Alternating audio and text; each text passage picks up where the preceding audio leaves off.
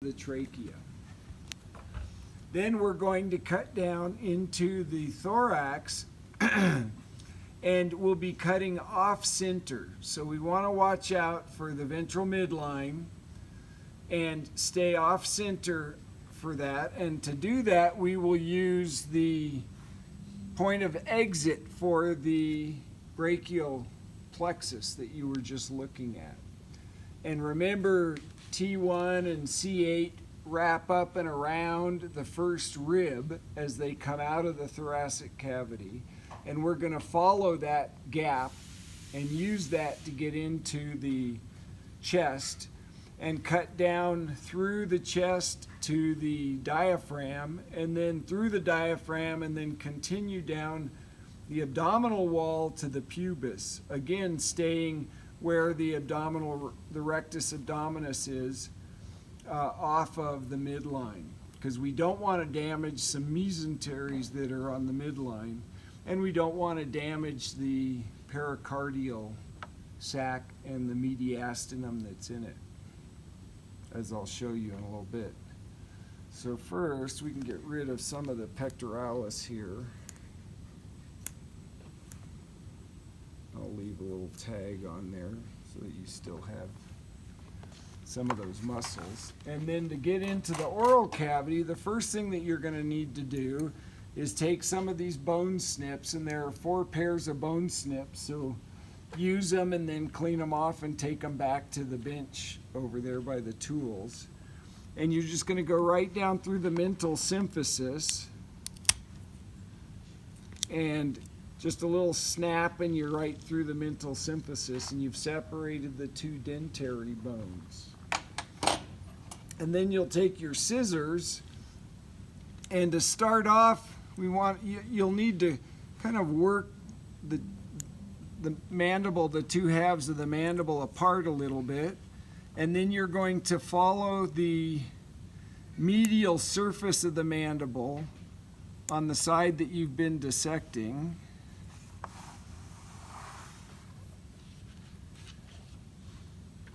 This guy's kind of stiff here.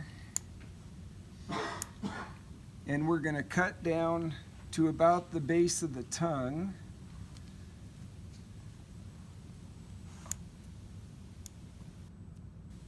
And as we do that, we're going to pull the tongue out through that opening so that we can see into the oral cavity.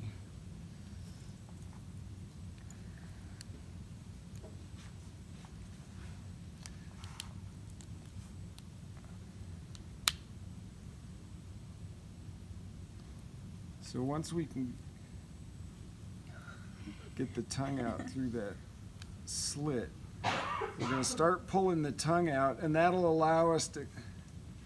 Yours unfortunately didn't have any spanners put in the oral cavity when it was fixed.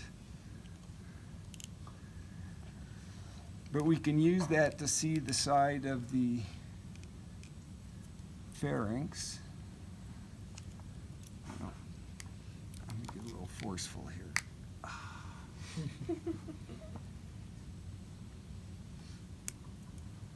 And we're going to keep peeling the tongue back.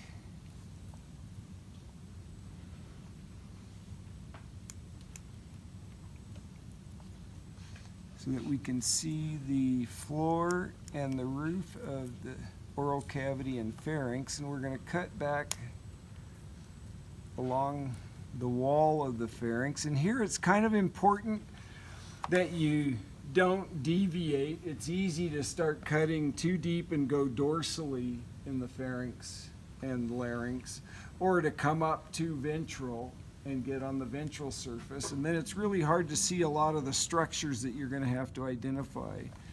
So you want to try and cut through the lateral wall, and as you get back beyond the base of the tongue to the pharynx, you can see the epiglottis, the little flap that covers the opening to the trachea, or to the larynx. And then behind that will be the opening itself, which is the glottis, and we want to cut right into the glottis on the side and cut through the cartilages of the larynx.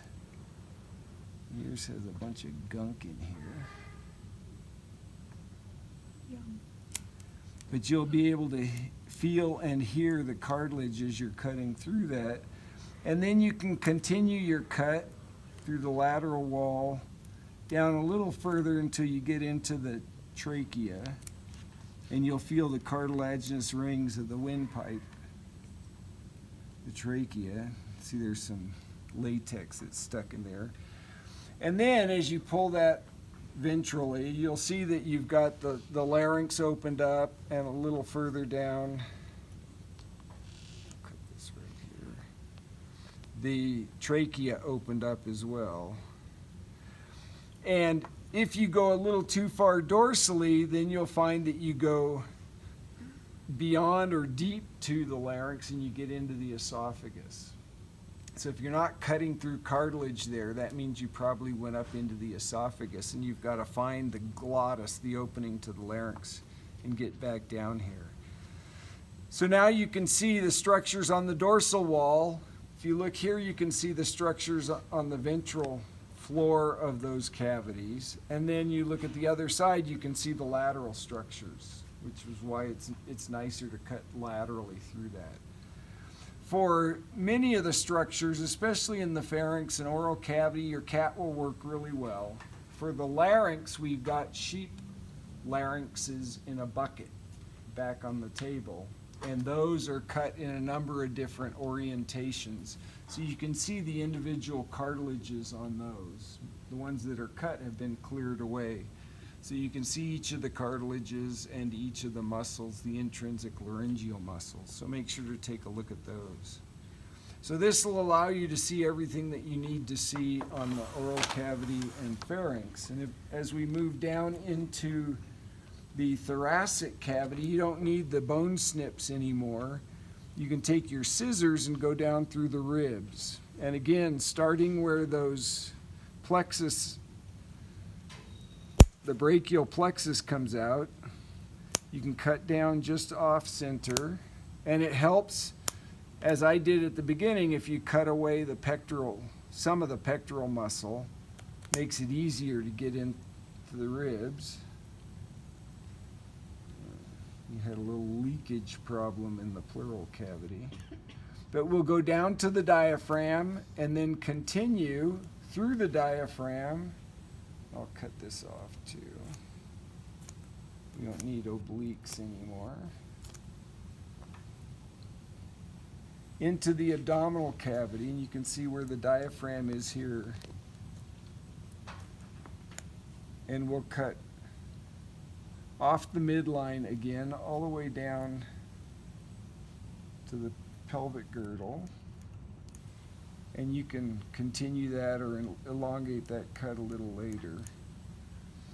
And then what we're going to do to open up the thorax is we're going to cut along the diaphragm. Where the diaphragm attaches to the thoracic wall, we're going to cut through the thoracic wall down to the side here, and then cut back up and remove this window.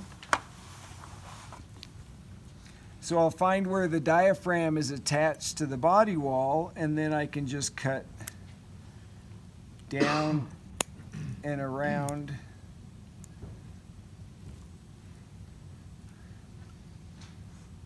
little past the halfway point where the ribs are going to be a little thicker.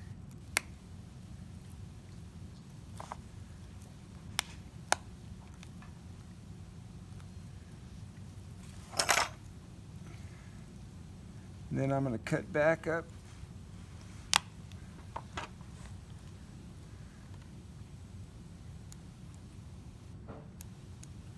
toward the plexus, toward the first rib.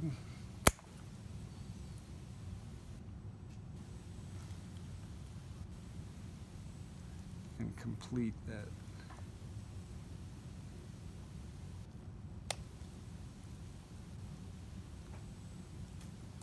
Oops.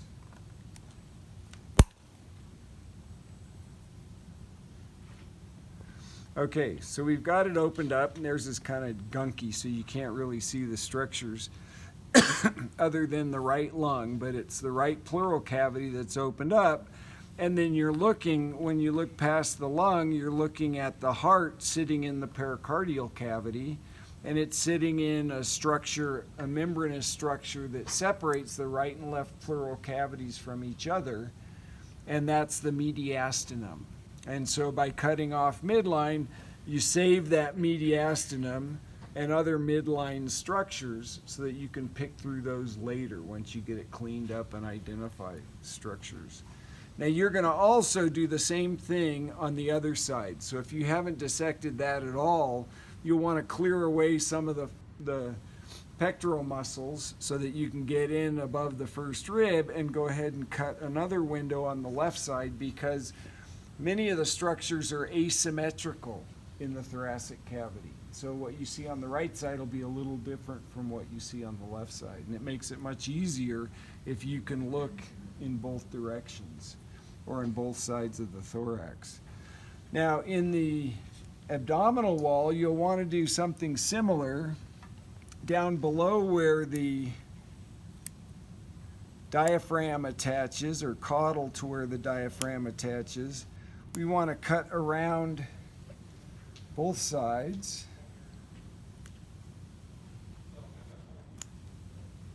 so that we can open up the abdominal pelvic cavity to see the structures in there. And then again, you can adjust these cuts a little bit, take off a little more tissue if you need to see up more superiorly in that cavity, etc. But there are structures in the midline that we want to be able to identify, and so it's important, again, to stay off center on that cut down. You don't need to cut on this side also. This is fine. Later on, we're going to be separating this or cutting one end of the sternum to pull that back once we've detached the pericardial